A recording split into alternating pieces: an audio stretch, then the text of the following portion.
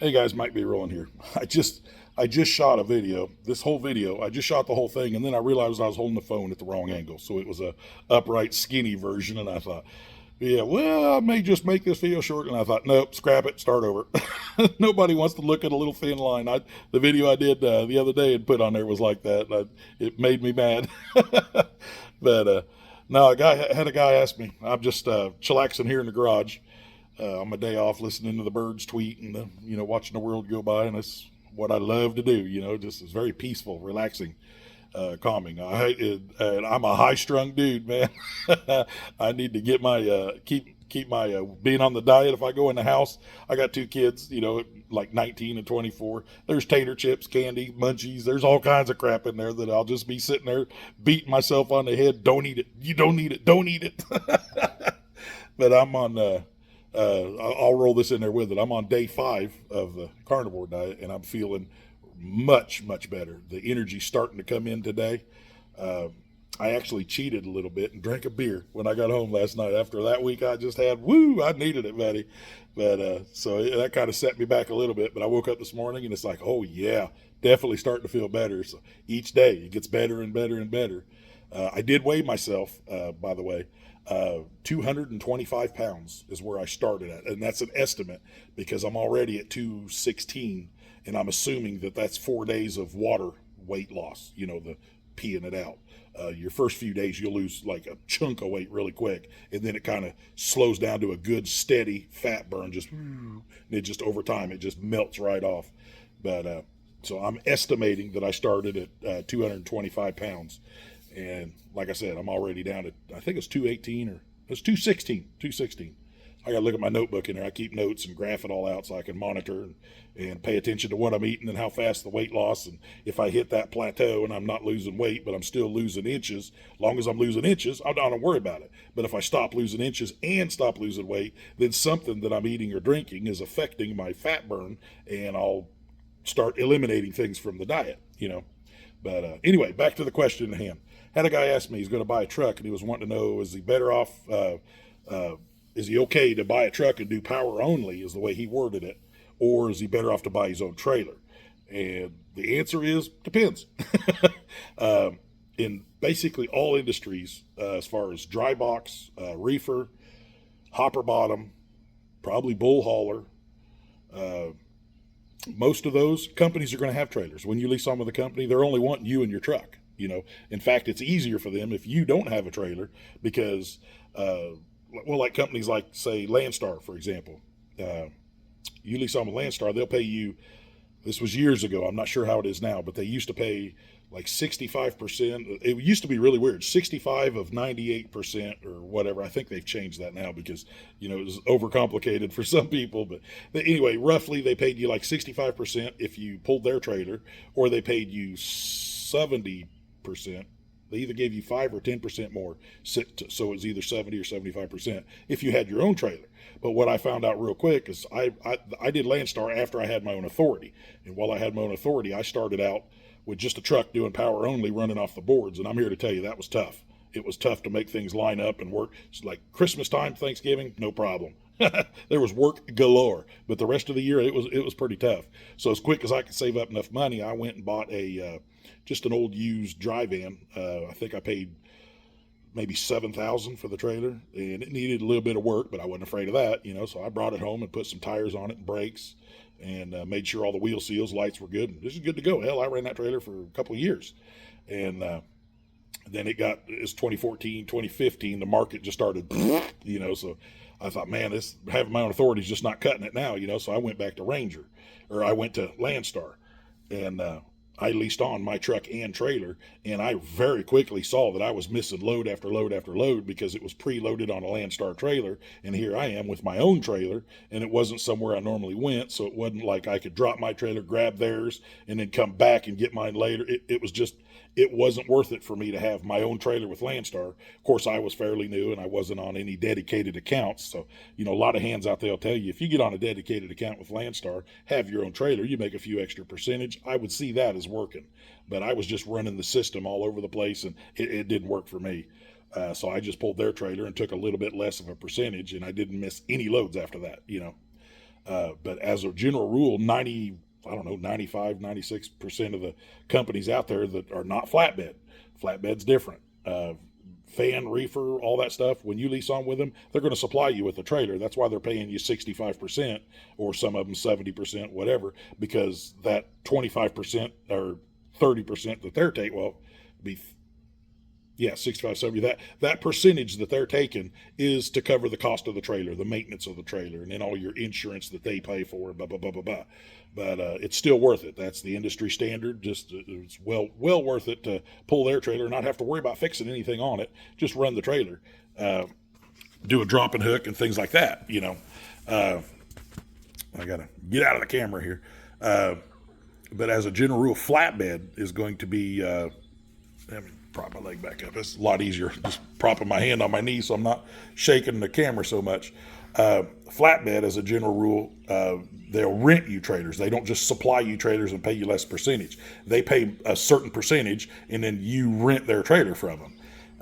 When I went to the company I'm leased with, I started out doing a 2-axle, and it was a brand spanking new Mack trailer, 10-foot spread, 2-axle, Conestoga, nice trailer, really nice trailer. And it was like $225 a week to rent it. Peanuts. I couldn't buy one that cheap. I couldn't buy it and maintenance and operate it that cheap. So with the 2-axle, I was better to run their trailer. But then as soon as I went 3-axle and started doing heavy haul, now when you with most companies doing around here in the steel belt anyway, you go 3-axle doing heavy haul, and then they take 10% of your income as your trailer rent. So the better you do, the more you pay them. And I really quickly realized, okay, now that I'm doing heavy haul, it makes sense to own my own trailer. Now the numbers are working in my favor to own my own trailer. So I really quickly, within 3 months of switching to heavy haul, I went out and dumped $70,000 on a 6-axle, 9-quad-9 Rettenauer. I mean, it was a nice freaking trailer. And then ultimately, when my buddy was dying of cancer, he had a 4-axle that I talked him into buying. I talked him into switching over to my company from pulling a tank, and he switched over, and for 3 months he was just loving it. Man, I'm making so much money. And he was renting a 4-axle from the company, and they were taking 10% of his revenue, and he was still tickled pink with the money that he was making. And I said, man, you need to buy your own trailer, because you're paying, when you have a $9,000, $10,000, $12,000 week, you're paying $1,200 to rent that 4-axle trailer. My payment on this $70,000 6-axle 2-year-old trailer is only, I think it was $1,200 for the month. And I'm like, think about that, man. Run those numbers. And he's like, holy shit, dude, you're right. I need to buy a trailer. Well, just so happens I know a lot of people in the industry, and within a week, I found a 4-axle trailer, the one I own now, the one that's hooked onto the beast here. I found that trailer I took my 6-axle in to get it repaired, and told the guy, I said, hey, man, did you ever come across any 4-axles? I know a guy working where I'm at that's looking for a good 4-axle with a Conestoga. And he goes, well, hell, I got one out here on the yard. Let's go take a look. I'm like, hell yeah, let's go take a look. So we walked out there and saw this. It's a East MMX, which is the heavy of the heavy frame rails for the East. It's not the BST, it's the MMX, which is the 100,000 pound and 16 feet or whatever.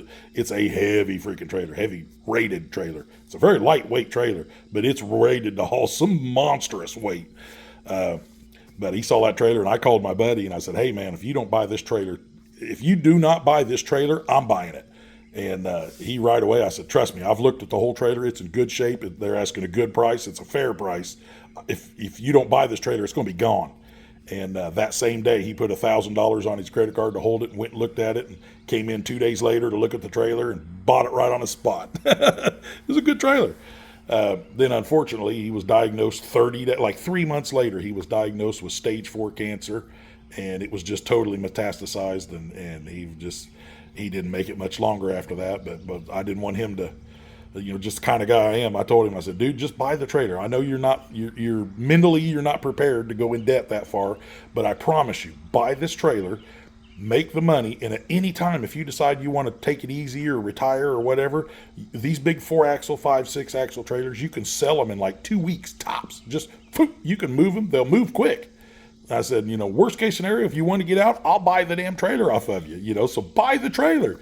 He's like, all right, man. All right. Yeah, I'm going to do it. I'm going to do it. So he bought the trailer. And then 3 months later, diagnosed, and I didn't want him to leave his wife with a bunch of debt and whatever. So I told him, I'll buy the trailer off of you and take that out from under you. And then that way you only got to worry about selling your truck, And it worked out good for him. By the time he passed away, he had all of his equipment liquidated, and I picked up this 4-axle, and then I sold my 6-axle trailer with one phone call, 5-minute phone call, sold that quick. I actually called the company that I leased to, and I said, hey, I'm buying this guy's trailer because I'm moved back to the 4-axle, and I'm going to sell my 6-axle, just kind of letting you know what's coming up. And they're like, oh, hey, we're looking for 6-axle trailers. Are you selling yours? And I said, yep, when I get home this weekend, I'm going to pick up his trailer, and mine will be available after this Friday. Oh yeah, well, how much you looking? I told him how much I wanted for it. Well, let me get back with you. And he called the owner of the company, and yep, we'll take it. We'll take it for that. Just bring it up here to the yard, drop it off, and we'll settle up with you. And just that quick, man. 5-minute phone call, bloop, moved a $70,000 trailer, because you just don't find them that often. A good trailer is hard to come by. A good used trailer, and. But yeah, I know I'm getting off on a dirt road, but what would this channel be without a story? Squirrel. But yeah, as a general rule, flatbed, you're going to rent the trailer from them. You'd be better off in a flatbed company. You'd be better off owning your own trailer 9 times out of 10, because the maintenance on a flatbed's negligent. You're going to have tires, brakes. You do brakes every 2 years if you drive normal. And then I run 2 sets of brakes through a set of drums. So I do drums every other year, and then I do I do drums every 4 years, brakes every 2, basically. Then tires, you get about 3 years, 10-foot spread. You're going to scuff them up pretty good. You probably get, I heard a beer open. That sounds wonderful. Oh, it's a Coke Zero? Okay. That sounded like a boosh. My son just walked out into the garage and opened up a can, and the first thing I thought of is beer. Yum. But, yeah, the maintenance-wise, drive-in, reefer, hopper bottom, all those, companies are going to supply those trailers. Just buy a truck and lease on with them. Flatbed company, they'll supply you with a trailer. To get started, just go ahead and rent their trailer, but ultimately you'd want to wind up buying your own in the long run. But hope that answers your question, man. You guys, any more questions, keep them coming. Like and subscribe, share the video, share the channel. I see guys out here that don't know their butt from a hole in the ground have 700 and some thousand people subscribe to them. So I know for a fact I may not know everything, but I know quite a freaking bit, and I can help a lot of people. So when my channel gets spread out, who knows how many people I can get, but 500 and whatever people, but it's not bad. I've only been doing it 2.5, 3 months. So I've got like 575 subscribers, so it's slowly starting to build. I'll get there. We'll get there. But if you could help me out, share the channel, I'd appreciate it. Like and subscribe. You know the deal, guys. We'll catch you later.